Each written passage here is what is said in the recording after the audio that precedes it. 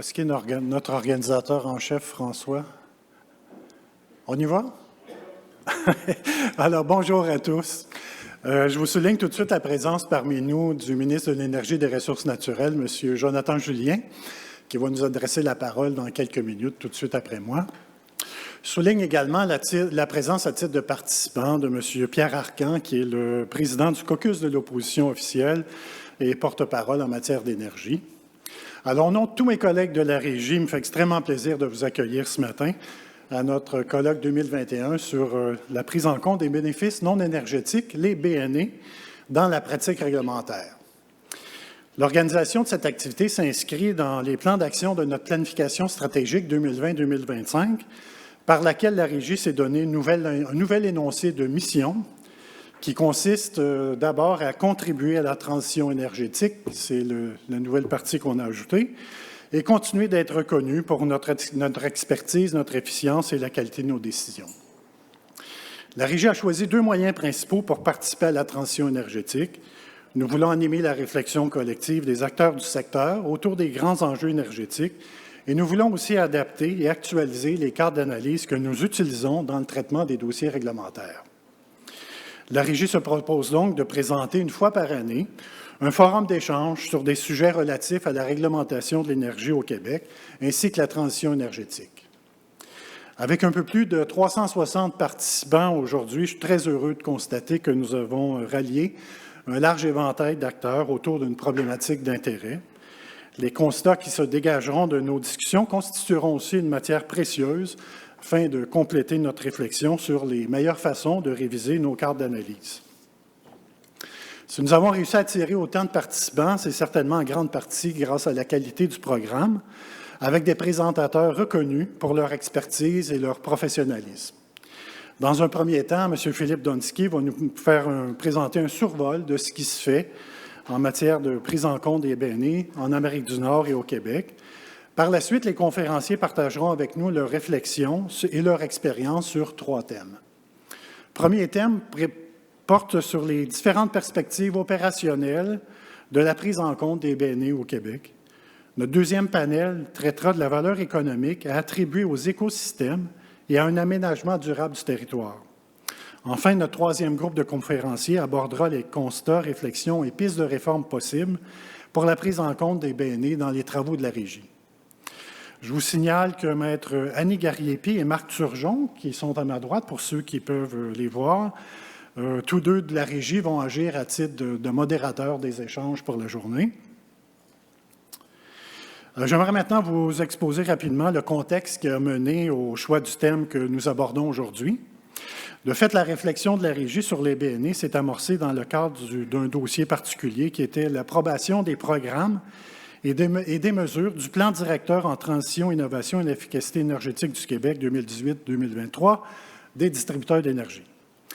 Dans sa décision de juillet 2019, la Régie exprimait l'avis que dans le contexte de la politique énergétique 2030, une réflexion générale sur les tests économiques à appliquer pour évaluer les programmes d'efficacité énergétique était nécessaire.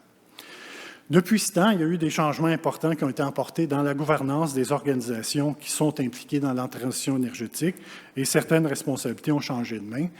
En outre, le champ d'application de la prise en compte des BNE ne se limite pas au programme d'efficacité énergétique et peut couvrir à peu près tout l'éventail de la juridiction de la Régie. Ainsi, la préoccupation de la Régie, telle que formulée initialement en 2019, demeure tout à fait pertinente. Qu'est-ce que nous pouvons faire pour mieux incorporer les bénéfices non énergétiques dans nos choix et nos prises de décision? Notre animateur, M. Turgeon, a été le premier pilote de cette réflexion à la Régie et le comité des régisseurs a mis sur pied un groupe de travail interne afin d'examiner les meilleures pratiques en la matière, ce qui nous a amené à recourir aux précieux services de la firme Donsky Énergie. Par la suite, la tenue d'un colloque nous a semblé tout à fait appropriée pour poursuivre la réflexion avec l'ensemble des acteurs intéressés par le sujet et par les travaux de la Régie. Un organisme de régulation économique comme la Régie se doit d'adopter des principes qui soient connus de tous, transparents et en cohérence avec la loi qui encadre la réglementation de l'énergie au Québec, notamment, comme le précise l'article 5 de notre loi, par la prise en compte du développement durable et des politiques gouvernementales. Le colloque d'aujourd'hui nous permettra assurément de franchir un pas important vers l'atteinte de cet objectif. Alors, sans plus de préambule, il me fait plaisir maintenant de vous présenter le ministre de l'Énergie, M. Jonathan Julien, à qui je cède la parole. Merci de votre attention et bon colloque. Oui, bonjour, bon matin tout le monde. Grand plaisir d'être ici aujourd'hui. Je tiens à saluer Jocelyn Dumas. Merci de l'accueil et de ce préambule intéressant. Je tiens à saluer Pierre Arcan, cher collègue Pierre Arcan. Je suis certain que, comme moi, Pierre a beaucoup d'intérêt sur le volet énergétique et aujourd'hui, le colloque sur les bénéfices non énergétiques va certainement titiller son intérêt autant qu'à moi parce qu'on sait tous les deux toute l'importance de ce volet-là maintenant dans la perspective énergétique du Québec. Alors, je remercie l'équipe de la Régie de l'énergie qui me permettent ce matin de vous adresser quelques mots. La Régie de l'énergie a toujours fait preuve d'une grande compétence, d'une grande diligence dans le traitement des demandes qui sont formulées par le gouvernement. Elle joue un rôle fondamental dans la régulation, dans le développement de l'industrie énergétique québécoise, mais également dans le maintien des tarifs énergétiques qui sont adéquats pour les citoyens, pour les entreprises.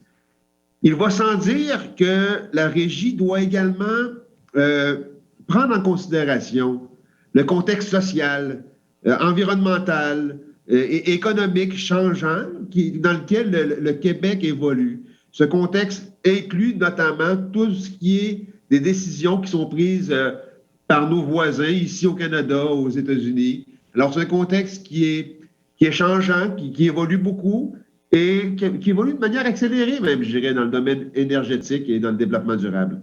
Alors, il est donc tout à fait normal que la Régie et ses équipes examinent et évaluent les tendances qui s'affichent partout en Amérique du Nord quant à l'analyse des dossiers et des projets énergétiques. En fait, c'est plus que souhaitable, je pense que c'est un incontournable. Il s'agit d'une nécessité reconnue par la Régie elle-même dans son dernier plan stratégique, dans lequel il est indiqué que la Régie souhaite animer la réflexion collective des acteurs du secteur autour des grands enjeux énergétiques et jouer un rôle plus dynamique et assurer justement ce rôle dans la transition énergétique du Québec. C'est donc avec une grande satisfaction que je vois aujourd'hui les grands joueurs du secteur québécois de l'énergie réunis pour prendre part à cette réflexion. Puis je regardais un peu le déroulement du colloque avec les panélistes. Ça va être très instructif et ça va certainement nous amener à des réflexions poussées sur la suite des choses et pour prendre compte ensemble des bénéfices non énergétiques dans la pratique réglementaire au Québec, au Canada et aux États-Unis pour mieux agir dans le futur. Cela peut s'illustrer aisément lorsque l'on parle d'efficacité énergétique. En effet, viser une plus grande efficacité énergétique n'a pas seulement pour but d'aider les consommateurs, qu'ils soient les particuliers, que ce soit les entreprises, à économiser. Il y a des gains considérables qui peuvent aussi être faits quant à la réduction des impacts environnementaux. On peut également penser à des bénéfices tels que la production locale, la sécurité énergétique, qui nous permettent de moins dépendre justement de producteurs externes et d'accroître notre autonomie ici au Québec, qu'on doit certainement viser d'une manière primordiale. Ces bénéfices ne contribuent pas uniquement à réduire la facture d'énergie par l'efficacité énergétique, on en profite tous en bout de compte, que ce soit les particuliers, que ce soit les entreprises. Et c'est pour cette raison que nous voyons d'un très bon œil la réflexion de la Régie de l'énergie sur cette question et espérons que cela va pouvoir se traduire dans son analyse de chacun des dossiers qui lui sont soumis.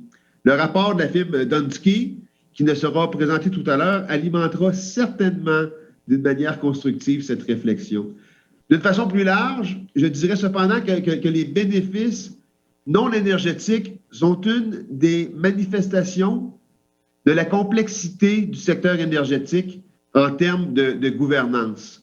Car s'il y a un domaine dont les enjeux influencent l'ensemble de notre société. Ils ont des répercussions sur notre environnement. C'est bien celui de l'énergie, et je le réitère, domaine qui évolue vitesse grand V. Moi, je pense que dans les 3 à 5 dernières années, le domaine énergétique, ses bases ont changé plus probablement que dans les 50 précédentes, et dans les 5 prochaines, ça sera encore accéléré.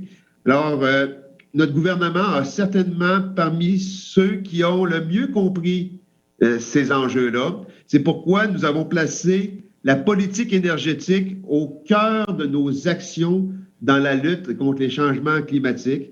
Notre plan pour une économie verte, le PEV, annoncé en novembre dernier, fait une large place à l'électrification de l'économie et à la réduction de notre utilisation d'énergie fossile. Il est clair pour nous que l'énergie fait non seulement partie intégrante des solutions par rapport aux enjeux climatiques, mais certainement au cœur de la réflexion pour arriver à, excusez-moi l'anglicisme, à adresser les enjeux climatiques. Ça tombe sur le sens lorsqu'on sait qu'actuellement, 71% de nos émissions de gaz à effet de serre sont associées à l'énergie. Les secteurs des transports, de l'industrie sont responsables des 3/4 de ce 71%. Donc, on peut certainement, grâce à l'énergie, s'attaquer de manière vigoureuse à la réduction des GES. Bien sûr, le Québec ne va pas régler seul la question de la transition énergétique et des changements climatiques, mais on est en bonne position pour aller de l'avant avec les changements majeurs qui s'imposent et devenir, je crois qu'on l'est déjà, mais devenir encore plus le leader dans certaines filières d'avenir. Et à cet effet, j'aurai certainement le plaisir de lancer cet automne 2 chantiers importants en matière de transition énergétique. On se rappellera que le Québec s'est donné en 2018 un plan directeur en transition, innovation, efficacité énergétique.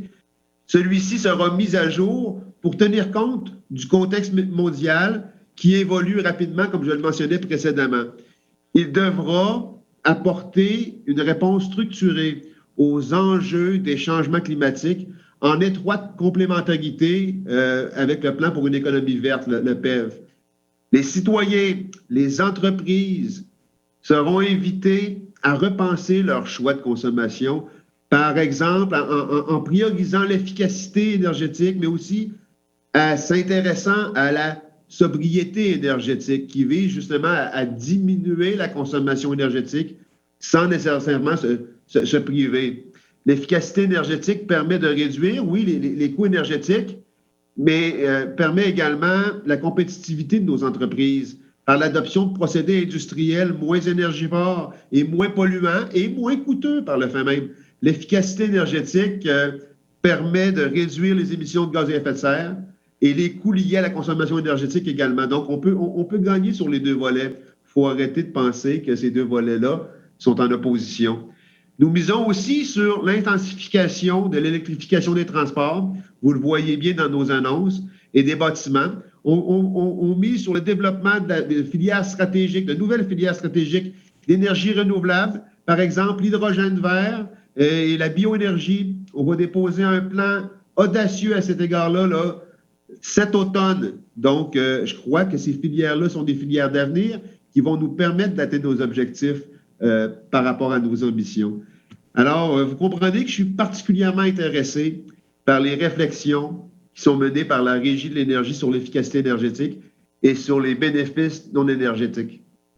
De par le rôle d'arbitre et de décideur indépendant, la Régie se retrouve au cœur des grands changements qui nous attendent et des défis que nous devrons relever ensemble. Alors, elle doit trouver des manières de prendre en considération l'ensemble des impacts, incluant les bénéfices non énergétiques lors de l'analyse d'une décision.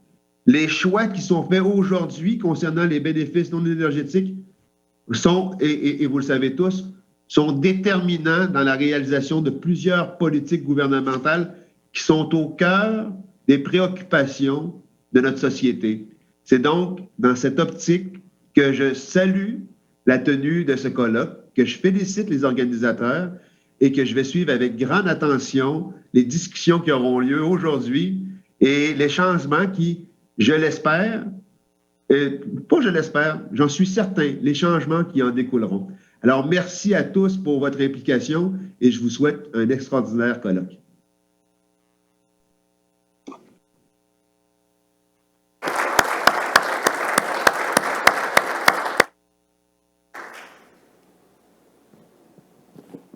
Alors, c'est à nous, Annie, je pense que c'est à nous. Je pense que le signal est donné, on va commencer. Alors, merci d'être là. Comme les gens me faisaient remarquer plus tôt, ça fait du bien de se voir sans masque. Alors, merci d'être là et je vous dirais que la première chose que je vais vous parler, malheureusement, c'est des consignes sanitaires. Et là-dessus, je remercie ma collègue Marie-Lou Lefrançois qui m'a tenu, parce que les consignes sanitaires changent assez régulièrement. Alors, les dernières consignes que je vais vous donner, je les ai reçues hier soir. On m'a confirmé des choses, on m'a dit t'enlèves des choses. Fait que si jamais vous êtes un peu mélangé, bien, vous me poserez la question à la pause, puis je vous le donnerai. Alors, donc, les consignes principales. Vous devez maintenir une distance le plus possible de 1 mètre en tout temps. Avec les personnes avec qui vous ne résidez pas. Puis là, je sais que j'en connais plusieurs d'entre vous, je sais avec qui vous résidez. Fait qu'essayez-vous pas, là. Bon. On vous demande aussi de vous laver les mains. Quand vos parents vous l'ont demandé, vos professeurs, vos instituteurs vous l'ont demandé, je vous le redemande. Lavez-vous les mains le plus possible. Vous sortez, vous vous lavez. Vous rentrez, vous sortez. Faites ça. Maintenant, un masque en tout temps, sauf lorsque vous êtes à la table. Alors, quand vous allez chercher du café, vous avez votre masque, vous prenez du café, mais vous ne buvez pas votre café. J'ai rien dit tantôt, j'en ai vu qui se sont essayés, c'est pas mon rôle. Mais sachez qu'on a une équipe, la régie, elle pense à tout, hein. On a une équipe qui va regarder ça, puis je dirais pas qu'ils vont prendre des notes, puis pour les avocats autour de la table, vous ne serez pas punis dans les prochaines audiences, mais vous allez peut-être avoir une petite tape sur l'épaule. Fait que là-dessus, pensez-y. On vous demande aussi de garder la même place. Ça, c'est important parce que si, par exemple, je regarde ma collègue Louise, parce que je la connais, elle aime beaucoup le monde, elle aime beaucoup discuter, bien, à chaque fois qu'elle va changer de place, mais il faut prendre la chaise puis la condamner parce qu'il faudrait que, théoriquement, selon les règles que l'hôtel est soumis, nettoyer la chaise. Fait qu'on vous demande de rester aux mêmes places. Tant et aussi longtemps que vous allez rester avec nous, vous restez donc à la même place. Je remercie en fait l'ensemble des bénévoles qui nous ont permis, à Annie et moi, de pouvoir vous donner ces consignes-là. S'il y a d'autres consignes en cours de route, je vous en ferai part parce que, comme je vous dis, ça change assez régulièrement. Sur les consignes, je pense à Maître Garriépi. Je pense que je vais vous céder la parole pour le reste. Merci beaucoup, Marc. Là, maintenant que Marc s'est adonné à vous donner des consignes sanitaires, moi, je vais m'entretenir avec vous du déroulement de la journée. C'est plus intéressant, je pense. Dans un premier temps, laissez-moi vous dire que je suis enchantée d'assumer le rôle de co-modératrice avec Marc aujourd'hui. C'est très stimulant d'avoir une partie de l'auditoire qui est en chair et en os avec nous. C'est vraiment... puis je pense que Marc l'a souligné, mais c'est partagé avec la plupart des gens qui sont ici dans la salle avec nous, qui ont cette chance-là. On l'a entendu, que ça fait du bien de voir des gens. On espère que ça sera la première de plusieurs occasions de vous voir en chair et en os. Ce que je voulais faire, c'était de vous donner un avant-goût du déroulement de la journée. M. Dumas l'a énoncé, l'a évoqué, vous a donné, présenté les panels et tout ça. Moi, je vais parler plutôt du point de vue technique. On a 3 grands segments au cours de notre journée. Dans un premier temps, on va débuter la journée de réflexion avec la présentation de Philippe Donsky qui va nous faire part des résultats de son rapport, puis des résultats de sa réflexion là, avec les gens de sa firme quant à l'intégration des BNE dans la pratique réglementaire. Ensuite, nous aurons les présentations de nos 12 conférenciers qui sont répartis en 3 panels. Puis on aura un panel en avant-midi, 2 en après-midi. Et pour agrémenter la pause repas, évidemment, nous aurons l'opportunité d'écouter Jérôme Duprat, qui va venir nous entretenir des perspectives du Québec sur la transition écologique. Sachez qu'il vous sera possible de poser des questions tout au long de chacun des segments via l'application Chime, dont vous avez reçu le lien et les informations nécessaires pour vous connecter. Donc, tous ceux qui disposent en ce moment, que ce soit, bon, évidemment, les gens qui sont en virtuel, ça va de soi. Vous pouvez d'ores et déjà vous connecter à Chime et commencer à poser vos questions si vous en avez. Je ne crois pas, là. Pour le moment, je pense que je suis suffisamment claire. Mais dès que les questions se seront soulevées, vous pourrez commencer à poser vos questions. Les gens de la salle, si vous disposez de moyens électroniques, vous pouvez également le faire en utilisant le lien Wi-Fi qui apparaît sur chacune de vos tables. Vous êtes équipés pour le faire. Puis, évidemment, ces questions-là vont nous être relayées. Nous ferons le plaisir d'être vos porte-parole à la fin de chaque segment pour relayer vos questions. La formule hybride fait en sorte que c'est trop complexe de pouvoir permettre aux gens qui fonctionnent en virtuel de pouvoir poser leurs questions directement aux panélistes. Là, ça serait trop complexe. Ceux qui assistent, ceux d'entre vous qui assistez en salle, il y a aussi la possibilité de poser les questions en personne, en vous présentant au micro. Il y a 2 micros dans la salle. Par contre, on vous rappelle, comme Marc vous le disait à l'instant, que dès qu'on se lève, on doit garder son couvre-visage. Donc, on vous demande de poser vos questions avec votre couvre-visage. Maintenant, plus précisément, pour le fonctionnement des panels. Pendant que j'ai la parole, laissez-moi vous expliquer comment ça va se dérouler à la suite les uns des autres. Les panélistes vont faire leur présentation introductive. Ensuite, Marc et moi aurons le privilège de poser vos questions et certaines de nos questions pour relancer les échanges entre les panélistes, puis leur permettre d'émuler leurs perspectives. Puis enfin, à la toute fin de chaque panel, on ouvrira la période de questions à l'assistance et au public en acheminant les questions virtuelles, puis on va intercaler avec des questions de la salle s'il y a lieu. Donc, sans plus tarder, je vais recéder la parole à Marc pour la présentation de notre premier conférencier. Merci, Annie. Alors, M. Donsky, si vous voulez prendre place pendant que je vais... En fait, je vais vous avouer, à tous les panélistes, on a réduit beaucoup les présentations qu'on va faire de vous. Alors, prenez place. Vous allez voir, c'est assez court parce que vu que tout dans le programme, c'était très généreux comme biographie, parce que vous êtes des gens très savants. Alors moi, je vais faire ça un petit peu plus rapide. Alors, M. Donsky est présent depuis de nombreuses années sur la scène énergétique du Québec. De membre du débat public sur l'énergie à président d'une firme d'une 40aine d'experts, il est un joueur au centre des enjeux liés à la transition énergétique. Ceci expliquant notamment pourquoi la Régie s'est tournée vers sa firme pour la préparation d'un rapport sur les BNE, rapport dont il va nous présenter les grandes lignes. Monsieur Donsky, c'est à vous. Merci beaucoup. Vous m'entendez? Ça marche? Oui? All right.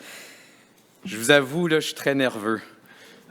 C'est la première fois en 19 mois que je présente à du monde autre qu'un écran. Ça fait réellement du bien. Je venais ce matin ici en vélo, à vrai dire, et mon cœur battait tellement, je pensais à ça. Là. La dernière fois, ça remonte à février en Californie.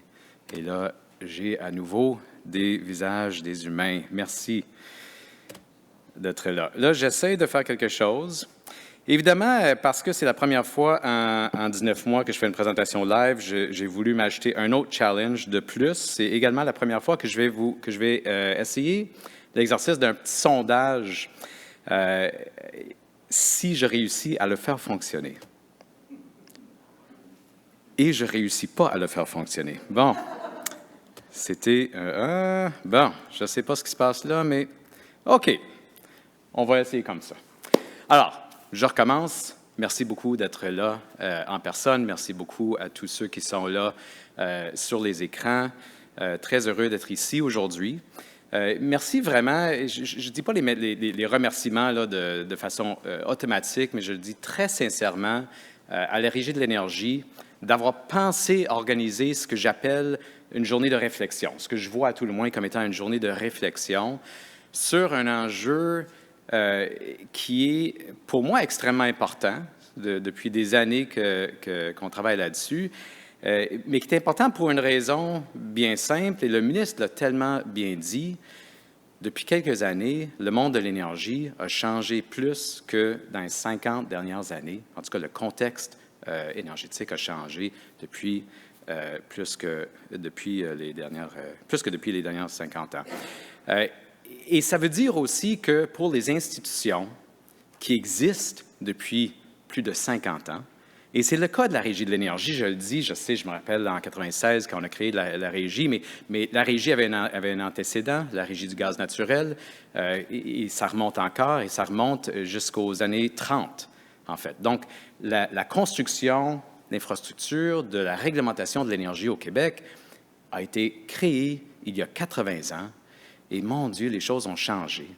On l'a mis à jour il y a 25 ans en créant la Régie de l'énergie. On ne l'a pas vraiment mis à jour depuis, sauf pour des ajustements à la loi. Et donc, la Régie de l'énergie aujourd'hui, c'est ma compréhension, c'est mon interprétation de la raison d'être pour notre journée aujourd'hui, cherche à actualiser son contexte, à actualiser la façon de réfléchir à l'énergie. Pourquoi?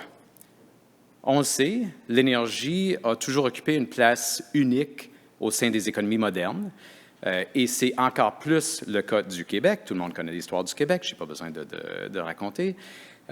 Mais au Québec, l'énergie a joué un rôle primordial, à la fois culturel, il y a très longtemps, à la fois économique. Depuis longtemps, les enjeux de l'énergie sont principalement des enjeux de développement économique et de maintien ou je veux dire, d'accès à l'énergie, maintien de prix relativement bas et compétitifs. Aujourd'hui, les choses changent. Pourquoi? Entre autres parce que pour beaucoup, c'est la crise climatique qui, aujourd'hui, devient un enjeu primordial sur la planète, à travers la planète, un enjeu que, pour certains, serait à la limite existentiel pour l'humanité, et qui dit climat, dit énergie. On ne peut pas les dissocier, on ne peut pas parler de climat d'un côté puis parler d'énergie d'un autre côté. Ils sont ensemble. L'énergie, c'est fondamentalement le climat. À tout le moins, c'est la source de la grande majorité des émissions de gaz à effet de serre. Donc, il faut s'y attaquer. Le Québec a toujours tiré son épingle du jeu du contexte énergétique par un concours de chance et de choix. On a notre hydro, on a donc les ressources naturelles qui sont là par chance pour nous. On a fait des choix importants de poursuivre cette voie-là dans les années 70, dans les années 80.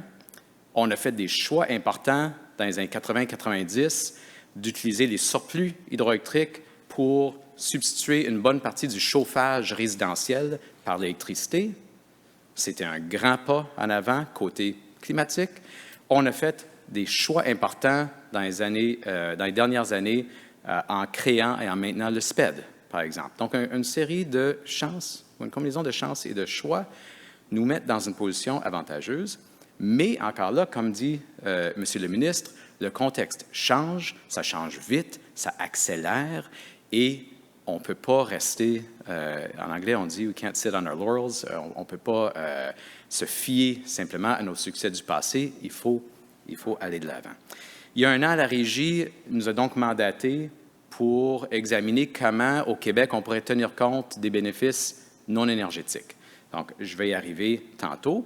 Des bénéfices non énergétiques qui peuvent être parfois des bénéfices simplement pour le consommateur, pour le citoyen, chez lui, qui motivent souvent ses décisions d'investir, par exemple, en efficacité énergétique, mais des bénéfices aussi qui vont beaucoup plus large, qui mènent beaucoup plus large, qui touchent à des enjeux comme le climat. Donc, les choses changent, on essaie de rattraper et même d'aller en avant, de prendre les devants. Je dois vous dire que même depuis que ma firme a lancé ou a publié le rapport ou a terminé le rapport pour la Régie de l'énergie, d'autres choses ont changé en Amérique du Nord.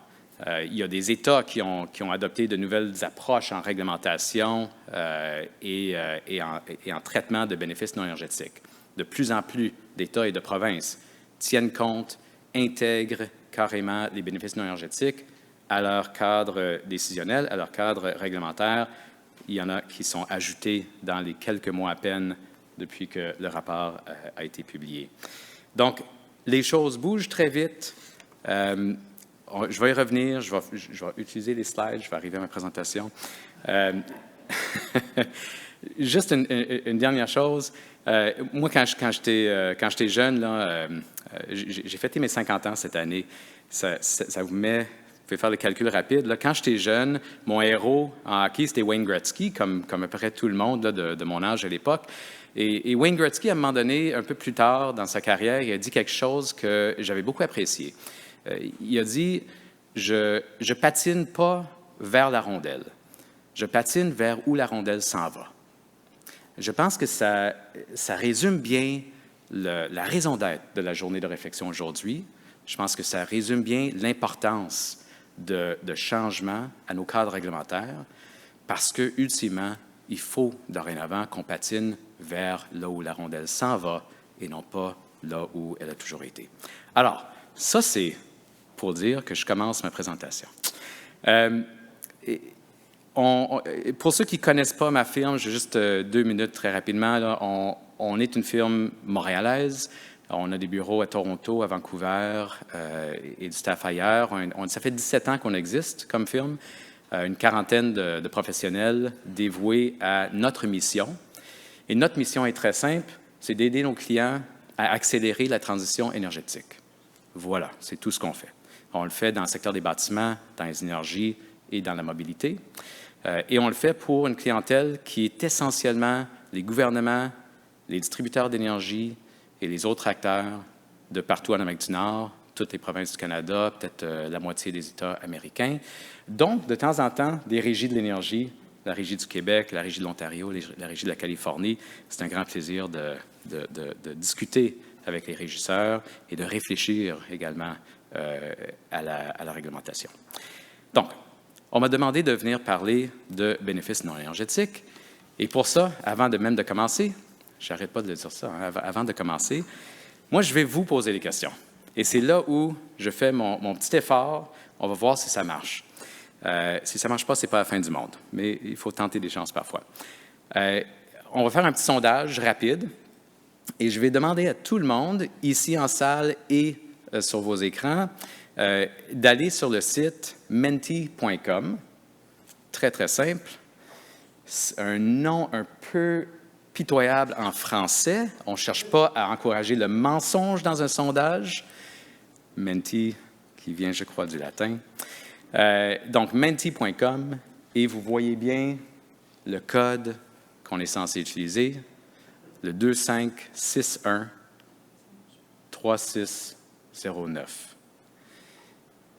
Menti.com.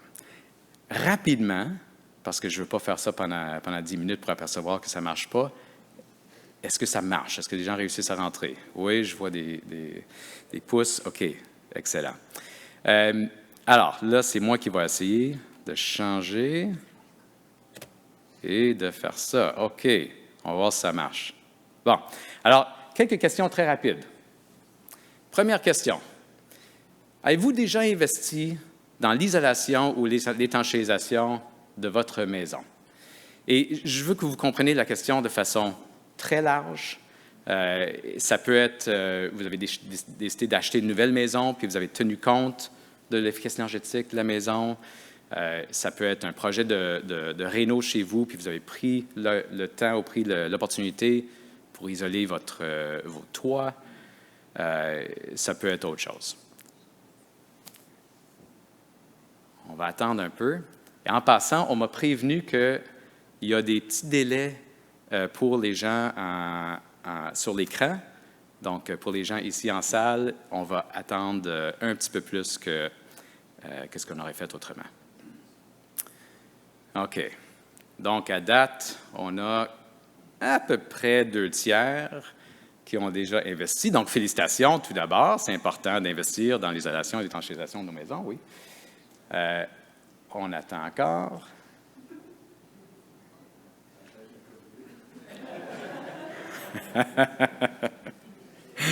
Avec le COVID, je ne sais pas si on n'a plus le temps de faire, si c'est juste ça qu'il nous reste à faire ou si on ne trouve plus d'entrepreneurs pour le faire. Bon, OK. On a quand même au-delà d'une centaine de réponses. Donc, ça veut dire qu'il y a du monde qui écoute. Ça, c'est excellent. 126, ça monte. All right. Je vais attendre encore 5 secondes. 1, 2, 3, 4, 5. Donc, grosso modo, 60% d'entre vous l'ont fait. Encore là, bravo. Maintenant, prochaine question. Pour ceux qui l'ont fait, et pour ceux qui ne l'ont pas fait en passant, je vais avoir des questions pour vous là, tantôt. Mais pour ceux qui l'ont fait, pour les 61%, votre investissement a été motivé par quoi? Et là, vous pouvez choisir plusieurs choses, mais je veux que vous choisissiez les choses qui étaient des motivations principales. Si c'était juste les économies de sa facture, c'est très correct. On ne voit pas qui répond. Si c'était uniquement pour l'environnement, génial, on ne voit toujours pas qui répond. C'était pour le confort, etc. Qu'est-ce qui a motivé votre choix? On va attendre un petit peu. Je suis content, je suis rassuré là, que ça marche. Première. Alors, si je me souviens bien, à la dernière question, il y avait quelque chose comme 130 répondants, dont 60% avaient répondu qu'ils avaient fait des travaux. Ça veut dire quoi, ça? Ça veut dire qu'on devrait avoir à peu près 80 répondants maintenant. Et on a 97. All right. Ça veut dire probablement que je l'ai coupé un peu trop court avant. Donc, excellent. On va le couper là à une centaine de réponses. Donc, on a plus d'une centaine de personnes qui ont fait des projets de rénovation éco-énergétique chez eux. Les motivations, à peu près autant économie que confort, moins, mais quand même substantiel, l'environnement. Et il y a eu d'autres. Il peut y avoir toutes sortes d'autres raisons. Je vais vous dire quelque chose tout de suite, là. Je suis vraiment rassuré. Parce qu'avec ça, premièrement, c'est la première fois que je le fais. Deuxièmement, on ne sait jamais qu'est-ce qui va ressortir. Vous aurez pu dire, tout le monde, écoute, c'est des économies d'attitude. Puis j'aurais été un peu gêné. En fait, les réponses que vous avez ici reflètent presque exactement ce qu'on entend presque chaque fois qu'on pose la question, pas au Québec, mais partout en Amérique du Nord. Ma firme a posé cette question-là en Colombie-Britannique. On a eu à peu près cette même réponse-là. À peu près égalité, confort et économie d'énergie. Deuxième temps, environnement. Bon, on est rendu à 108 réponses et ça ne change pas. Donc, gardez ça à l'esprit, confort, économie d'énergie. Donc, autrement dit, l'argent, le confort, à peu près kiff-kiff. L'environnement en deuxième. Je continue mes questions. Par rapport aux économies de facture, donc si vous pensez, presque tout le monde a sûrement répondu économie de facture, par rapport à ces économies sur la facture auxquelles vous vous attendiez, les autres bénéfices étaient quoi pour vous? Moins important, aussi important, plus important? Ça valait absolument zéro? Ou c'était comme l'annonce pour Visa, là, priceless? Il y a un qui est priceless, infini. On va attendre un petit peu.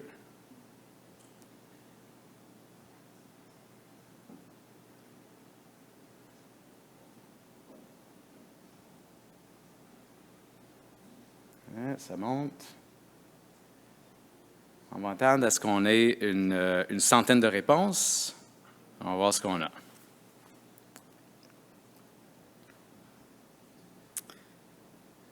Et la centaine arrive. Et on va voir ça comme étant un snapshot. On a surtout aussi important. Donc, ce qui vous a motivé d'investir dans l'efficacité énergétique de vos maisons, de vos demeures, était le confort et les autres bénéfices, autrement dit, les bénéfices non énergétiques, étaient aussi importants pour plus de la moitié, pour presque exactement la moitié, plus importants pour le tiers et moins importants pour une minorité. Une personne se fiche carrément de tous les bénéfices non énergétiques et c'est correct parce que c'est ça la réalité.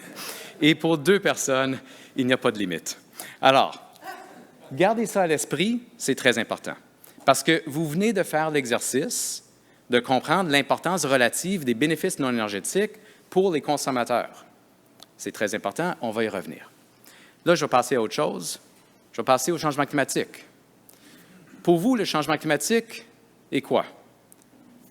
Premièrement, un mirage, une conspiration.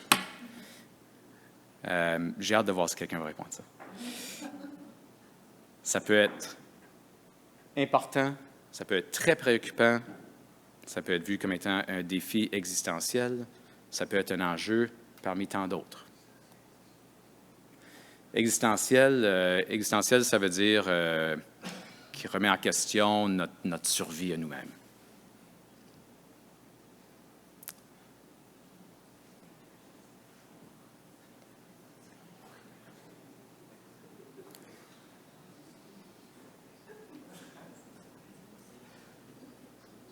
Intéressant quand même.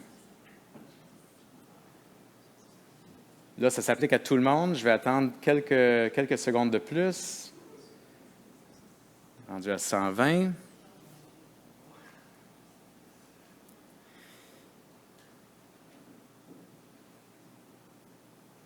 Bon. Presque 130. On va arrêter là. Honnêtement, vous me surprenez.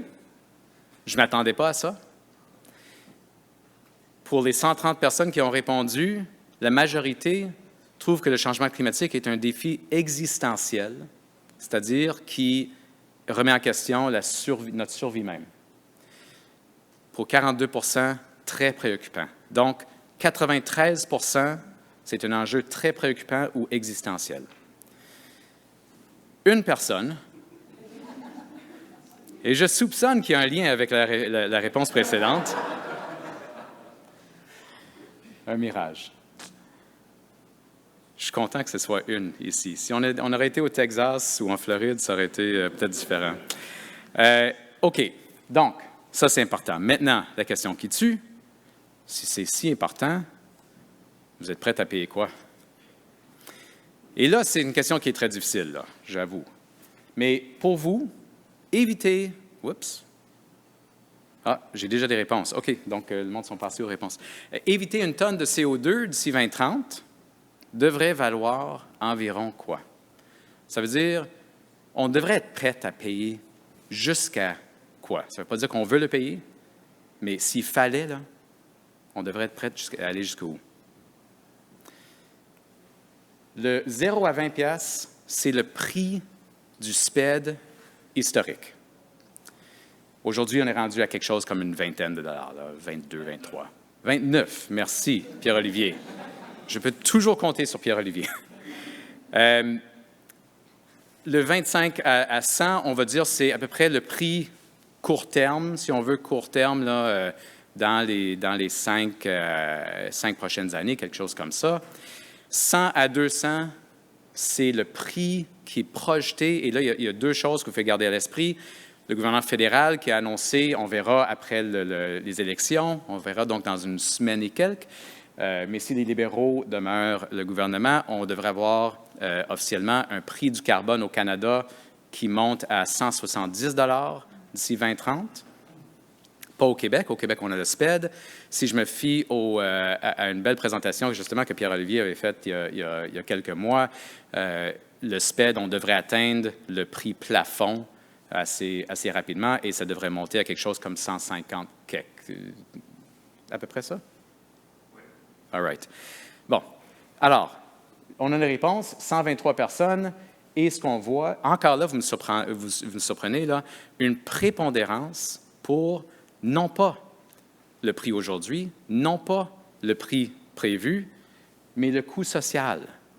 Le coût social du carbone, qui est quelque chose que des scientifiques essaient de calculer de temps en temps pour essayer de déterminer ça vaut quoi scientifiquement éviter le changement climatique. Donc, on est dans les 2 à 500 $ la tonne. Le gouvernement fédéral est en train de regarder cette question, justement.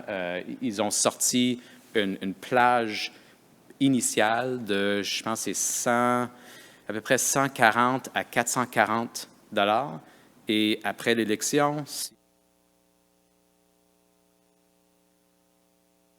là va rentrer et va être utilisé dorénavant dans les analyses économiques, donc les tests économiques du gouvernement fédéral.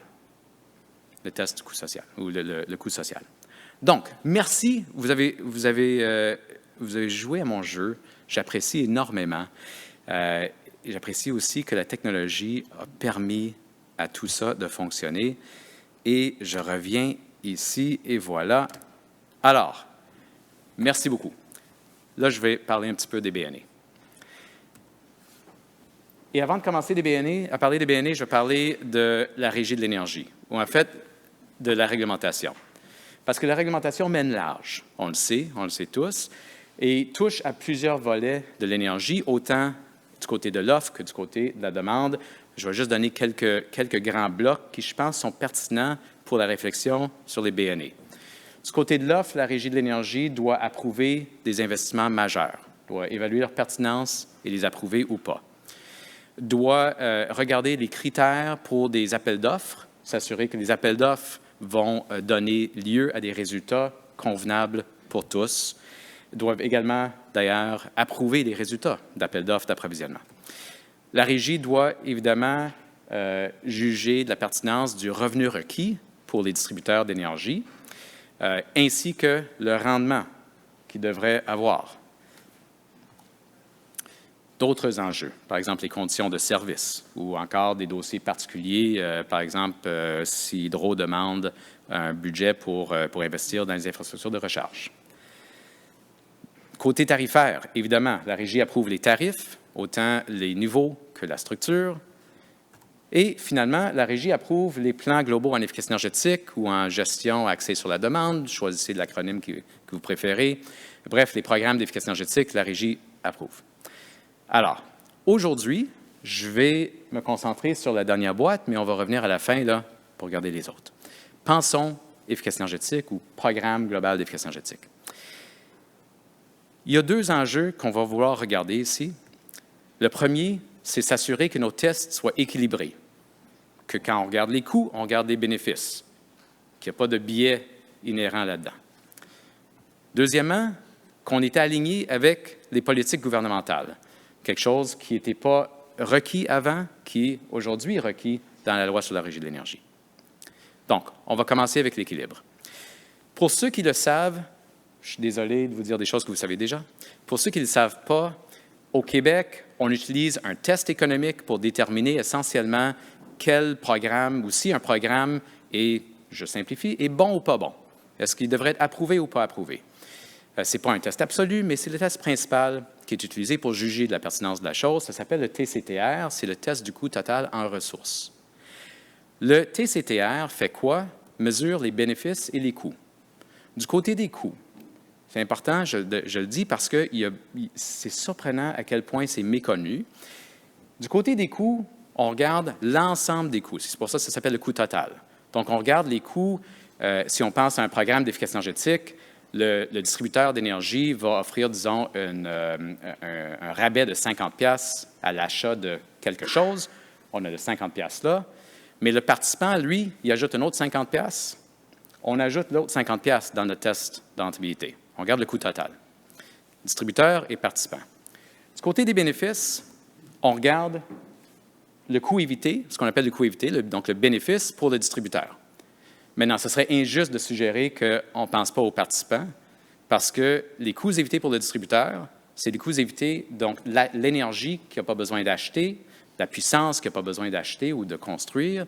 Et ça finit par se répercuter sur le participant comme sur tous les consommateurs. Donc, en ce sens-là, on tient compte également des économies pour le participant. Ce qu'on ne fait pas, c'est tenir compte des autres bénéfices non énergétiques. Par exemple, le confort que vous m'avez dit tantôt, pour vous, était un plus grand motivateur que les économies d'énergie. Ça, on n'en tient pas compte présentement. D'ailleurs, si on regarde à travers l'Amérique du Nord, je dirais, écoute, je ne sais pas où on est rendu aujourd'hui, mais il y a encore beaucoup de régions qui n'en tiennent pas compte. Par contre, il y en a de plus en plus qui l'intègrent maintenant, pour exactement la même raison qu'on a vu tantôt dans le sondage, parce que c'est réel. C'est réellement pourquoi, moi, comme participant à ces programmes-là, j'ai investi mon argent à côté de l'argent d'Hydro-Québec quand j'ai installé un système de géothermie chez nous. J'étais motivé par les économies de sa facture, également par mon confort. Donc, ça, c'est le cas aujourd'hui. Parlons de ces bénéfices non énergétiques pour les participants très rapidement. On l'a vu tantôt, confort était majeur. Pour plusieurs, c'est la santé, pour la famille, le bien-être. En entreprise, ça peut être l'attractivité de l'entreprise. Je vous donne un exemple. Chez nous, on est situé à la Maison du développement durable, dans un bureau LEED Platine qui fait tout pour économiser de l'énergie. Ça m'aide à attirer du monde extraordinaire. Du monde qui viennent chez moi, entre autres, parce qu'ils savent qu'on fait ce qu'on dit. C'est quoi l'expression, là? Les babines, puis oui, c'est ça, merci. Je suis anglophone, j'essaie, mais il me manque encore des bouts. Ça a une valeur pour moi, ça. Ça a une vraie valeur. L'augmentation de la valeur d'une propriété. Dans le secteur commercial, les données empiriques sont claires, et ce, depuis plus de 15 ans maintenant. Une propriété qui est cotée Energy Star ou qui est cotée LEED vaut plus à la revente, vaut plus en loyer, a un taux d'inoccupation moindre et un taux de remplissage après inoccupation plus courte. La valeur pour l'immobilier, pour le secteur immobilier, de ça, dépasse de loin la valeur des économies d'énergie. Productivité accrue dans beaucoup d'entreprises et d'industries, réduction des coûts d'opération et de maintenance autres que l'énergie, et ainsi de suite. Ça, c'est des bénéfices non énergétiques qui comptent, qui sont réels, qui motivent les décisions des participants, qu'on ne tient pas compte présentement, qu'on pourrait, et je dirais même qu'on devrait. Donc, un exemple. Après que notre rapport a été publié, mais le mois dernier, le IESO, donc le Independent Electricity System Operator de l'Ontario, a publié une étude que ma firme a réalisée pour elle récemment, qui cherchait justement à quantifier les bénéfices non énergétiques des programmes d'efficacité électrique, dans ce cas-là. On a regardé chaque type de bénéfice à l'intérieur de chaque type de programme et chaque secteur ou chaque type de consommateur. Je vous donne des très grandes lignes ici. Pensez en termes de cents du kilowattheure. Si on regarde au niveau résidentiel, le plus important, pas grande surprise, le confort thermique. Selon les participants du secteur résidentiel en Ontario, les gains en confort thermique valaient pour eux l'équivalent de 11 cents pour chaque kilowattheure économisé, en plus des économies sur la facture, qui en passant sont, je pense, de l'ordre de, à peu près 10 ou 11 cents en Ontario, quelque chose comme ça. Presque exactement ce que vous m'avez répondu au sondage. Quand je regarde du côté des ménages à faible revenu et des Premières Nations, la valeur du confort thermique est un peu moins importante. Par contre, la valeur de la réduction du stress financier, au-delà de la réduction du coût comme tel, vaut très cher, l'équivalent de 9 cents le kilowattheure pour eux. Dans le commercial, les économies d'O&M, les économies d'opération et de maintenance, ainsi que l'amélioration de la qualité de l'air, valent beaucoup pour eux. Ils sont prêts à investir leur argent au-delà des économies d'énergie ou des économies sur la facture pour avoir ces bénéfices non énergétiques-là. Dans l'institutionnel, et qui dit institutionnel en passant, je veux que vous pensiez à ça, là, on parle de hôpitaux, on parle d'école, on parle d'université. Dans l'institutionnel en Ontario, regardez les chiffres. L'amélioration du confort thermique est jugée valoir 25 cents le kilowattheure, donc plus de 2 fois la valeur des économies sur la facture. L'amélioration de la qualité d'air intérieur, 27 cents. En passant, ça, ce n'est pas pour toute mesure d'efficacité énergétique, c'est pour les mesures qui touchent spécifiquement ou qui offrent spécifiquement ces bénéfices-là, juste pour mettre en contexte. Dans le secteur industriel et dans le secteur agricole, les plus importants sont ce qu'on appelle « Improved Business Outcomes », ce qui veut dire un paquet de choses différentes, y compris l'amélioration de l'attractivité de l'entreprise, le branding également, le marketing, voilà. Donc, des gros chiffres qui représentent les bénéfices non énergétiques pour les participants en Ontario. Voilà. Maintenant, élargissons encore plus. Ça, c'est la petite affaire cute. Il y a un déséquilibre. Right? Le point étant, on essaie de bien refléter autant les coûts que les bénéfices. Si on ne tient pas compte des bénéfices non énergétiques, il y a un déséquilibre dans les tests. On voudrait le corriger. Bon, revenons à la chose et élargissons les horizons un petit peu. Pensons société. Parce qu'il y a des bénéfices non énergétiques importants pour les sociétés également, comme il y a des coûts.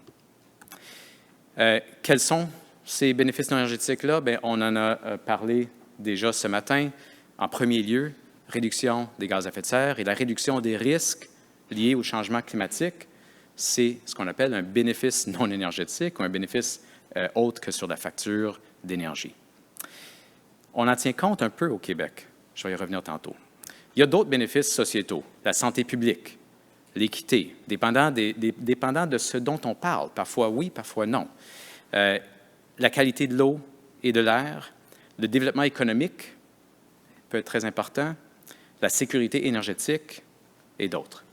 Ce sont tous des bénéfices non énergétiques en passant qu'ailleurs, on tient compte, on quantifie, on accorde des valeurs économiques et on intègre directement dans nos tests économiques pour juger qu'est-ce qui est bon, qu'est-ce qui n'est pas bon.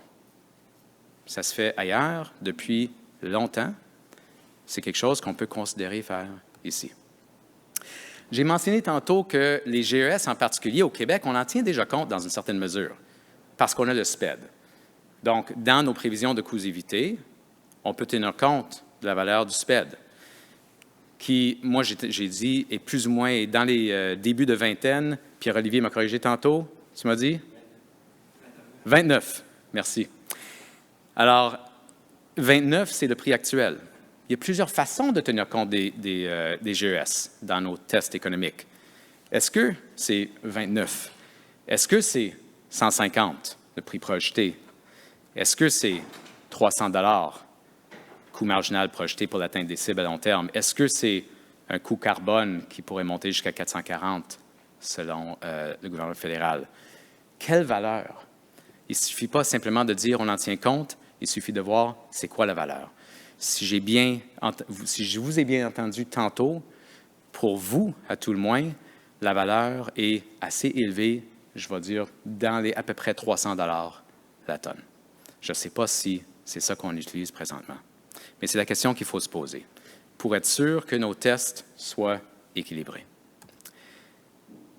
Donc, je résume les options pour corriger le tir, pour s'adapter. On peut, et je dirais même, on devrait minimalement corriger le TCTR pour tenir compte de ces vrais bénéfices non énergétiques qui sont des vrais facteurs motivants pour les participants, pour qu'ils mettent leur vrai argent. L'argent, je vous rappelle, qui est compté du côté coût. On peut élargir en tenant compte de la valeur des bénéfices sociaux, y compris les gaz à effet de serre, en faisant une bonne réflexion, ça vaut quoi une tonne de CO2 au-delà de son prix à court terme sur le marché SPED? Et il y a peut-être une autre chose qu'on peut faire. Et là, je vais vous amener à une autre considération. Je l'ai dit tantôt, là, je vais parler d'équilibre, des tests économiques, mais également d'alignement avec les objectifs ou les politiques gouvernementales. Il y a de plus en plus des régions, puis vraiment, c'est des choses qui, encore là, ont changé depuis qu'on a fait le rapport pour la régie. De plus en plus de régions qui disent, les tests économiques, c'est une chose. Oui, on veut bien évaluer la rentabilité. Oui, on veut bien tenir compte des bénéfices non énergétiques. Mais au-delà de ça, si le changement climatique est quelque chose comme hyper préoccupant jusqu'à existentiel, alors il faut le prendre comme étant un objectif qu'on ne peut pas rater. Et donc, penser en termes d'atteinte des objectifs à moindre coût. Je donne ici un exemple du Massachusetts, je vais revenir au Québec. Au Massachusetts, très récemment, on a fait ceci. Le gouvernement a défini un budget carbone pour les distributeurs d'énergie réglementés. La Régie de l'énergie est en train de voir comment intégrer la cible gouvernementale dans son cadre réglementaire.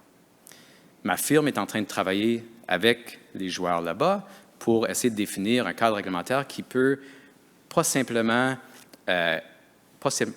calculer la valeur des bénéfices non énergétiques, mais assurer en fait l'atteinte des résultats voulus.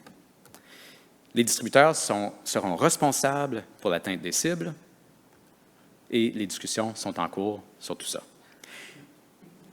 Ce qui, en passant, n'est pas très, très différent de quelque chose qui se passe au Québec, si on regarde de très près le PEV.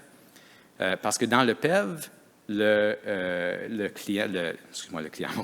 ministère de l'Environnement et de la lutte au changement climatique a indiqué pour le secteur du chauffage un objectif de réduction carbone.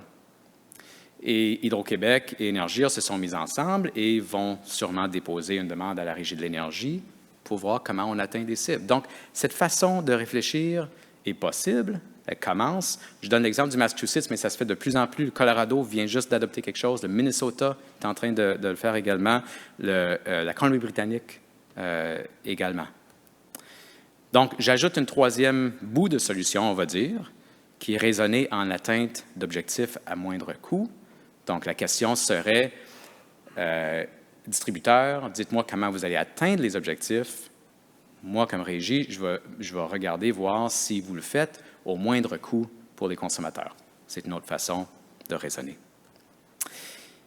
Et voilà, je termine avec mon Wayne Gretzky encore, parce que quand je pense à cette dernière option, cette troisième option, c'est à ça que je pense, encore une fois. C'est là où on s'en va, l'atteinte de résultats en changement climatique, à tout le moins, mais également l'intégration des bénéfices non énergétiques à travers tous nos tests économiques, ce qui peut se faire non pas uniquement dans les programmes d'efficacité énergétique, mais dans toutes les sphères de la régie. Ça a été dit tantôt, si on pense aux tarifs, la définition des tarifs, la structure des tarifs influence la consommation, influence les émissions de gaz à effet de serre.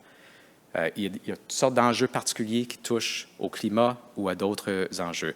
Le revenu requis, la question peut être, est-ce que le revenu requis demandé est suffisant et pas plus pour atteindre la cible? Un rendement de l'actionnaire peut être jugé en fonction, et est souvent, ailleurs à l'Amérique du Nord, jugé en fonction de son atteinte de cibles climatiques ou autres. Les appels d'offres peuvent en tenir compte. La revue d'investissement majeur peut tenir compte de l'ensemble de bénéfices non énergétiques. Donc, j'arrête là. Je vous remercie et j'espère que j'ai laissé amplement de temps pour des questions. Merci. Merci Philippe. Il nous reste environ, je te dirais, pas loin de presque 20 minutes. Alors, merci pour la présentation. On a eu une question qui nous parvient dans les airs, comme on dit. Alors, juste vous indiquer que on est capté présentement en vidéo et qu'il y aura sur le site YouTube de la Régie, ça sera mis en ondes. Là, de savoir si c'est l'ensemble, je pense que ça va peut-être être les panels vont être aussi séparés, alors pour que les gens puissent écouter ce qu'ils veulent écouter. Alors donc, oui, ça va être diffusé. Les présentations vont donc se retrouver en ondes. Alors, à suivre, la Régie, probablement, quand elle procédera, fera connaître publiquement par ses communications que c'est maintenant disponible et l'adresse exacte, si vous ne la connaissez pas, à ce moment-là, elle sera indiquée. Alors, on est prêt à prendre des questions précises. Je vais peut-être commencer, Philippe, si tu permets. Tantôt, quand parce que ça fait longtemps qu'on ne s'était pas vu, quand tu mentionnais, en fait, la capacité dans certains États américains d'intégrer la politique publique à l'intérieur d'une régie ou à l'intérieur du raisonnement. J'aimerais ça, puis Maître Comtois, j'aimerais ça que vous regardiez ça par la suite. C'est parce que les politiques publiques, c'est une chose, puis l'article 5, je pense que je connais relativement assez bien, mais il y a aussi toute la discrétion du régisseur. Et ça fait partie de son indépendance, etc. Alors, comment vous voyez dans vos discussions que vous avez peut-être commencé ailleurs ou que comment on peut nuancer cette chose-là? Jusqu'à quel point on peut dire, ben oui, il faut prendre en compte, mais le régisseur, lui, en bout de piste, c'est lui qui va signer la décision. C'est son choix, c'est son call, comme on dit. Peux-tu m'éclairer là-dessus? Ouais, loin de moi de vouloir dire à un régisseur comment faire, mais ailleurs, ce que je vois, écoute, c'est pas très différent d'ici quand même, là. Je veux dire, moi aussi, je suis perdu, là. Je connais Marc Turgeon depuis très longtemps. On peut se tutoyer? Tout à fait. Merci. Ça fait longtemps qu'on ne s'était pas vu. Oui, effectivement. Donc, tu as raison, Marc. Ailleurs, c'est certain qu'on utilise beaucoup de discrétion. C'est certain aussi que de plus en plus, comme ça vient de se faire au Québec, de plus en plus ailleurs, on voit ce que M. le ministre a dit tantôt, c'est-à-dire que l'énergie aujourd'hui n'a plus aucun rapport avec, ou en tout cas les grands défis, les grands enjeux énergétiques sont très différents aujourd'hui qu'au cours des 50 dernières années. Et donc, le côté politique de plus en plus lève la main et dit « Hey, j'ai des enjeux que je veux que vous tenez compte ou j'ai des cibles que je veux que vous assurez. » Mais même en l'absence de directives claires, ce que je vois, les régies de l'énergie, de façon générale, dans les régions dans les régions pour lesquelles ces enjeux-là sont importants. Ouais? On ne parlera pas, là, au Mississippi, ce ne sera pas la même chose. Mais si on pense à la Colombie-Britannique, si on pense à l'Ontario de plus en plus, si on pense à la Californie, si on pense au Massachusetts, les régisseurs sont là fondamentalement non plus simplement comme régulateurs économiques, mais comme régulateurs de l'intérêt public. Okay. Et je pense que c'est ce changement de mindset qui s'opère aujourd'hui parce que les défis et les enjeux énergétiques sont tellement plus larges aujourd'hui qu'ils étaient il y a 50 ans. Merci. Vas-y, Annie. Je commencerai avec une des premières questions qui viennent du virtuel. On va commencer avec une question plutôt générale. On demande, on semble avoir évacué du discours la notion d'externalité. Puis on se demande, est-ce que, lorsqu'on parle de BNE, est-ce qu'on aborde exactement le même concept? Puis je sais que, Philippe, on en a déjà discuté, toi et moi, ensemble, fait que j'aimerais ça que tu puisses éclairer les participants. Parfait. Bien, merci pour la question et désolé si j'ai mal communiqué la chose, mais réponse très rapide. Bénéfices non énergétiques sociaux égale externalité. C'est carrément ça. Donc, quand on parle d'externalité, moi, je me souviens, là, il y a 30 ans, je travaillais sur les externalités environnementales. L'autre façon de le dire, c'est dans le cadre réglementaire, c'est un bénéfice non énergétique. Mais utiliser le mot qu'on veut, là, c'est la même chose. C'est les coûts réels ou les bénéfices réels qui sont générés par nos choix qui impactent du monde autre que ceux dans la transaction entre fournisseurs d'énergie et consommateurs d'énergie. Au micro. Monsieur Mousseau. Bonjour, Normand. Donc, Philippe, tu parles beaucoup à la fin des enjeux environnementaux, des enjeux climatiques surtout, mais est-ce qu'on sent d'autres enjeux qui sont soulevés qui vont être intégrés dans cette réflexion-là de bénéfices non énergétiques ou non économiques? C'est une excellente question et écoute, on verra dans le temps. Ce que je peux dire, c'est ailleurs, ma perception de la chose, à tout le moins, à travers les mandats qu'on fait, c'est que si on parlait au cours des 15 dernières années des bénéfices non énergétiques, on parlait principalement de bénéfices aux participants, premièrement. On parlait ensuite de carbone, donc de GES. Et dans beaucoup de régions, on parlait également de développement économique, d'emploi, de création d'emplois, par exemple. De plus en plus, si je regarde vers l'avenir, c'est les GES qui motivent. C'est les GES qui, je ne veux pas dire qu'ils prennent toute la place, puis ils ne devraient pas prendre toute la place, mais le principal driver, c'est les GES de plus en plus. Il y a quelqu'un, justement, qui va dans votre suite, M. Mousseau, qui nous dit qu'en est-il, par exemple, des autres questions environnementales? Dans ta présentation, tu as parlé notamment de l'eau, etc. On sait qu'il y a des préoccupations fort importantes, puis qui sont aussi liées au changement climatique pour l'eau, notamment. Mais je veux dire, est-ce qu'on ne simplifie pas trop en prenant juste les GES?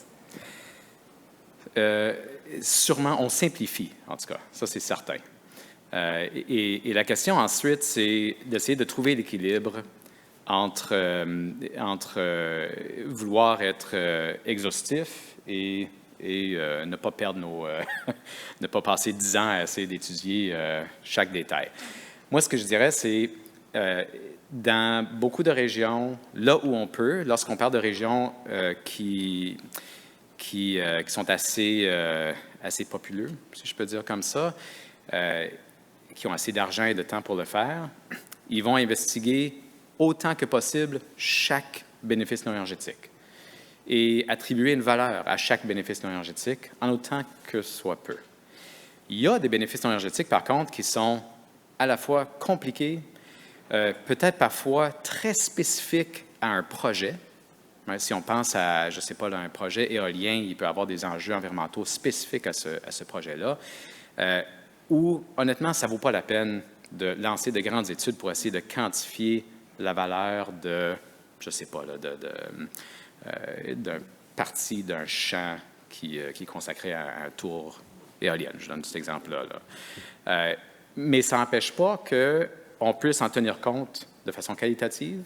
Ça n'empêche pas non plus qu'on puisse faire comme beaucoup font, c'est accorder une valeur économique qui ne vient pas d'un examen approfondi, mais qui est censé refléter le fait qu'on sait que cette externalité ou ce coût-là existe, on ne sait pas ce que ça vaut, c'est pas zéro, c'est pas l'infini. On donne quelque chose, on met un chiffre qu'on trouve relativement conservateur, correct pour ça, quand ce n'est pas un enjeu prédominant. Merci. Si on ajoute des béné aux participants, est-ce que ultimement, ça voudrait dire, par exemple, qu'on devrait baisser les subventions? Je pense qu'il faut voir les deux choses très séparément, jusqu'à un certain point. C'est-à-dire que les subventions sont là pour surmonter des barrières de marché qui font en sorte que des participants ne font pas quelque chose qui, normalement, devrait être dans leur intérêt à eux-mêmes. Alors, quand on regarde, en fait, tout ce qui passe de TCTR aujourd'hui est déjà économique, en théorie, pour le participant. Alors, en théorie, on devrait donner 0 subvention, parce qu'en théorie, les participants devraient tout faire ce qui est rentable. Dans la pratique, il y a des barrières de marché, il y a toutes sortes de raisons pour lesquelles des gens très bien, avec de bonnes intentions, même moi, je ne fais pas tout ce que je devrais faire. J'ai besoin parfois d'un petit coup de main, d'un encouragement, et c'est ça le rôle des incitatifs. Ce qui est différent de la question de base, à savoir, est-ce que c'est une bonne chose ou une mauvaise chose d'encourager tel choix ou tel autre choix? Ultimement, la recherche qui mène à un peut mener à l'autre, parce que quand on regarde les bénéfices non énergétiques, ça nous aide côté marketing, côté mise en œuvre de programmes pour essayer de rejoindre le monde, là, et comprendre qu'est-ce qui les motive, mais ça demeure une question un peu différente. Sur En Ontario, comment ont été évaluées les valeurs différentes des BNE? Différentes méthodes. Excellente question en passant, parce que la première chose qu'on se dit quand on regarde la question des BNE de participants, c'est comment on peut deviner la valeur de confort. Donc, il y a plusieurs méthodes qui sont utilisées. Il y a des méthodes où on fait exactement ce qu'on a fait ici, c'est-à-dire on fait du, je pense qu'ils appellent ça du relative scaling method, je m'excuse, je ne connais pas en français, où on demande aux gens de comparer la valeur de ce bénéfice-là avec quelque chose qui est quantifiable, les économies d'énergie. Il y a d'autres méthodes où on compare des bénéfices entre eux. Il y a une série de méthodes qu'on peut utiliser. Et quand on fait bien les choses, on utilise justement une série de méthodes et on fait de la... Est-ce que ça se dit en français de la triangulation? Triangulate, oui, c'est ça. On fait de la triangulation et on arrive à un chiffre qu'on trouve raisonnable. Pas exact, mais raisonnable. Il y avait une sous-question, puis après ça, on va aller au micro. Est-ce qu'on prend juste la valeur lors d'implantation ou c'est remis à jour? Je ne suis pas sûr de comprendre la question. En fait, tu donnes un BNE une valeur quand tu le prends en considération, quand tu fais ton analyse, mais après ça, est-ce que c'est revu annuellement? Non, ce n'est pas revu annuellement. On évalue, disons, pour moi, j'isole ma maison, ça va me sauver, je ne sais pas, 500 $. J'évalue que le confort vaut un autre 500. C'est ça la valeur totale de cette mesure. Merci. Au micro, Esther, il faudrait porter le masque. Je suis désolée, c'est des consignes. Puis donc, il faut parler fort, j'en suis tout à fait navrée. Bon. Alors, oui, au micro, bonjour, M. Mme Falardeau. Supposons qu'on décide collectivement d'aller là où la POC s'en va. Qu'est-ce que ça représenterait, là? Parce qu'on s'entend qu'il y a une certaine... des nouvelles méthodologies qui devraient être adoptées, et puis il y a certains programmes qui deviendraient, lorsqu'on inclut les BNE dans le calcul de la rentabilité, qui deviendraient rentables, qui ne l'étaient pas nécessairement considérés comme rentables avant, d'autres qui ne le seraient plus. Donc, ça changerait les résultats de notre travail. Quel serait devant nous le travail à faire pour assurer l'adhérence des intervenants, là, si on pense à ce qui a été fait dans les autres juridictions aux États-Unis? Il y a un certain travail de communication puis de mise en... Est-ce que vous pouvez nous parler de ce que vous envisageriez comme travail à faire pour s'en aller vers ça, l'établissement de standards puis de méthodologies auxquelles les intervenants adhéreraient? Merci. Puis je dirais que la première réponse à la question, c'est aujourd'hui. C'est franchement la raison pour laquelle je suis tellement ravi de la journée d'aujourd'hui, parce que si on n'a pas cette discussion-là, cette réflexion ensemble, on n'y va jamais. Là, on le fait. C'est la première étape, c'est la première très grande étape. La deuxième étape, après ça, devient analytique. Alors, il faut évaluer ces valeurs-là. Il faut le faire de façon transparente. Il faut le faire dans un cadre comme le cadre de la régie, où tous les participants peuvent poser des questions, peuvent questionner, peuvent challenger. Et ultimement, ça devient comme n'importe quelle autre décision de la Régie de l'énergie. C'est voici notre jugement de la valeur de telle chose ou de telle autre chose. Je dirais pas plus que ça. Vraiment, quand je regarde comment ça s'est fait ailleurs, généralement, c'est ça. Il y a une décision de la Régie qui dit on va le faire. Il y a un processus qui est lancé pour processus réglementaire, pour calculer, pour débattre des valeurs, mais le choix de le faire ou de ne pas le faire n'est pas remis en question, parce que c'est annoncé dès le départ. Je le vois aussi simple que ça. J'espère que ce n'est pas trop naïf, mais c'est comme ça que ça se joue ailleurs. Je vais tenter une question qui regroupe plusieurs questions parce qu'il y a énormément de questions en virtuel. Il y a beaucoup de gens qui posent des questions pour essayer de circonscrire les les BNE qu'on doit considérer ou qu'on pourrait considérer. On nous demande, est-ce que les règles de bonne gouvernance, autres qu'environnementales, devraient être considérées? Est-ce que l'acceptabilité sociale devrait être considérée au même niveau que la réduction des GES? Et dans cette perspective-là, j'ajouterais à un angle rigide, dans la perspective de l'article 5, où on doit considérer les besoins des consommateurs, un tarif équitable, qu'on doit prendre en considération les politiques gouvernementales ainsi que le développement durable. Lorsqu'on ajoute la considération des BNE, grosse question, est-ce que c'est pas trop large, trop grand pour qu'on soit capable d'avoir une action là, qui serait concertée? Fait que, nous donner une idée là, de comment on peut faire ça pour vrai. Merci, parce que c'est ça la question qui tue. Est-ce qu'on va se perdre? Est-ce que c'est tellement large qu'on ne sera plus un régulateur, on va être un forum de discussion? Je vais essayer de répondre de deux façons, technique et imagée. Le technique est ceci, effectivement, il ne faut pas essayer de tout calculer. Il ne faut pas essayer de chercher chaque bénéfice possible, imaginable, là, puis se lancer dans une grande étude de quantification. On perdrait du temps, ce serait inefficace. Alors, quand on fait ça, la première chose qu'on fait dans l'exercice, c'est qu'on détermine ensemble quels sont les bénéfices les plus importants qui risquent, qu'on sait, là, il y a des choses qu'on sait. Si on parle d'un programme de rénovation des maisons, c'est pas la productivité qui va être l'enjeu. L'enjeu va être le confort. Si on parle de quelque chose dans l'industrie, enfin,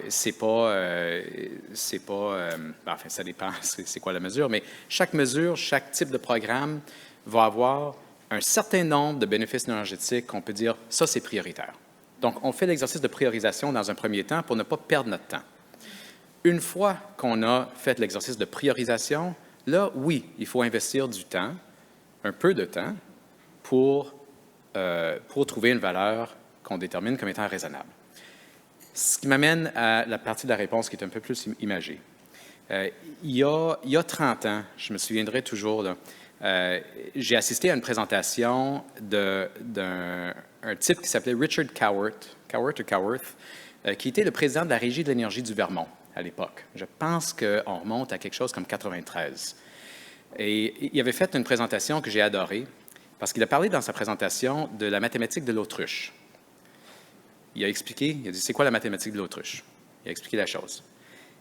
Les externalités, pour revenir à ce mot-là, les externalités, mais ça s'applique aussi bien aux bénéfices non énergétiques, on sait qu'ils valent plus que zéro. On sait qu'ils valent moins que l'infini. On ne sait pas exactement ce qu'ils valent.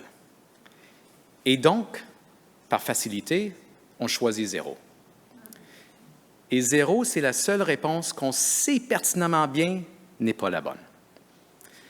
Alors, il faut accepter une certaine humilité dans l'exercice, tout en priorisant l'effort, mais accepter une certaine humilité, sachant qu'on ne l'aura pas exactement, mais on l'aura beaucoup plus précisément que zéro. Philippe, si on prend en compte, il y a ici une question qui est si on prend en compte tous les BNE, est-ce qu'on n'est pas en train, où il n'y a pas un danger de créer un autre déséquilibre? Je ne le vois pas, honnêtement. Je pense que traiter des bénéfices, quand on parle de tests économiques, on veut comparer les coûts avec les bénéfices. Alors, l'objectif d'un bon test économique est d'assurer qu'on n'oublie rien dans la démarche. Rien de substantiel, rien de matériel, rien qui pourrait, par son absence, générer une réponse qui serait différente si on en tenait compte. Pourvu qu'on fait l'exercice encore là de façon efficace, de façon priorisée, on ne parle pas d'un immense chantier qui va amener tout le monde à passer 10 ans dans des grandes réflexions. Comme j'ai dit, ça se fait depuis 20 ans. Ça se fait à beaucoup de régions en Amérique du Nord.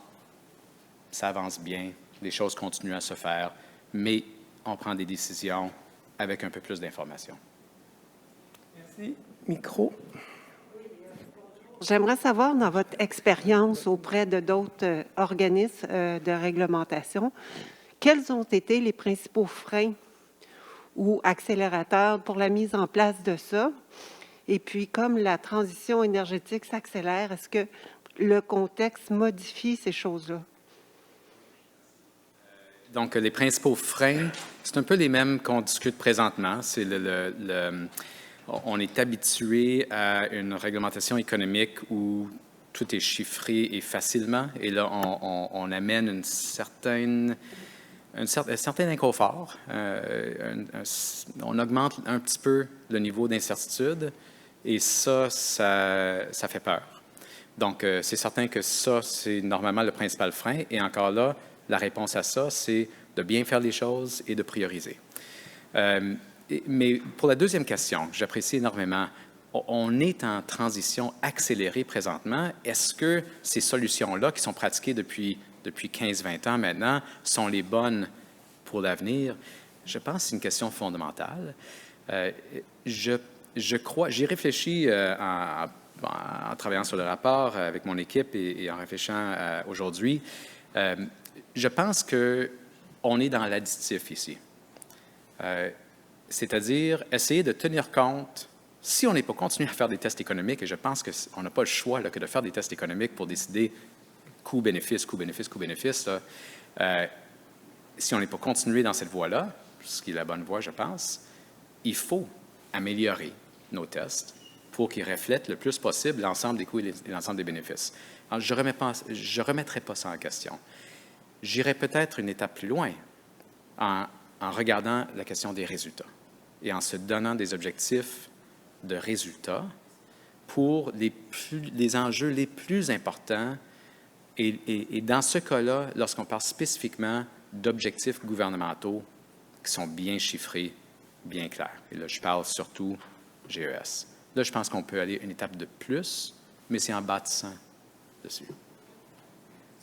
Merci. De plus en plus serré. Alors, si vous avez une question très rapide, et je vais demander une réponse très rapide parce que le temps de la pause est arrivé. Bon, je vais essayer de faire ça rapide, puis ce sera à Philippe de répondre rapidement, mais je vais quand même remercier du travail que vous faites, de la présentation que vous faites pour faire avancer là, ces systèmes-là. Là. Comme tu sais, on fait de l'évaluation de programmes à travers le Canada, mais ce n'est pas vraiment à ce titre-là de quand est-ce que tu penses que ça va être inclus ici, mais il y a un chiffre, les chiffres de ISO en termes de bénéfices en dollars, en sous-kilowattheure, peu importe, étaient quand même assez grands.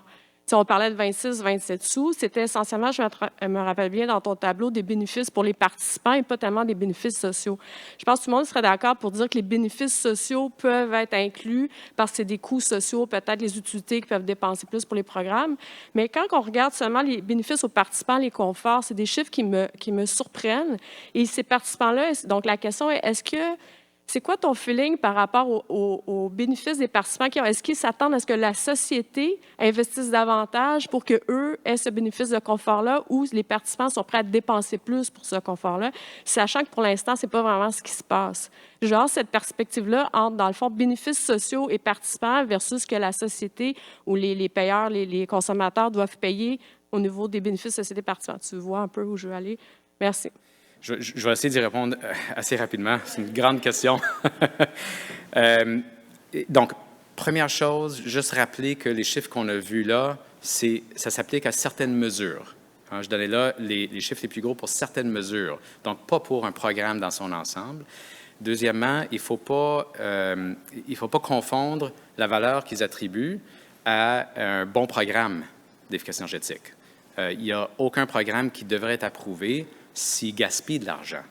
Donc, ça demeure important de s'assurer qu'un programme, si par exemple le secteur institutionnel accorde beaucoup d'importance au confort associé à une mesure X, on pourrait s'attendre à ce que le niveau de l'aide financière dans ce secteur-là soit relativement minime. La différence, donc, ce n'est pas d'augmenter la valeur de l'aide financière.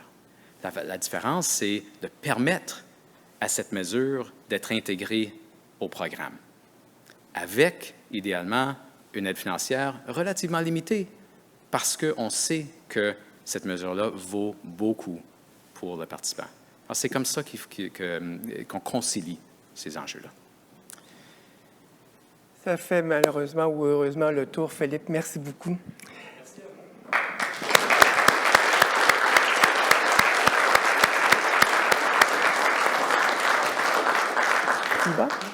Bon, c'est maintenant l'heure de la pause café. Vous trouverez le café, effectivement, dans la salle à côté, de l'autre côté du corridor. Comme nous vous le disions au tout début de la rencontre, les mesures sanitaires nous obligent à ce que vous veniez boire votre café à votre place. Donc, on n'a pas le contrôle sur ça. Dans la même veine, si vous voulez de l'eau, des bouteilles d'eau seront disponibles là, de l'autre côté. Évidemment, pour éviter le gaspillage, on serait bien mal placé de tenir un colloque sur les BNE et ne pas considérer ça. Il va y avoir des bacs pour reposer les bouteilles, là, pour recycler les bouteilles de plastique à usage unique, là, qui vont être à l'extérieur là, de la salle. Donc, on vous remercie de votre compréhension pour ces ajustements. Puis, on se retrouve pour 10h30 pour la poursuite.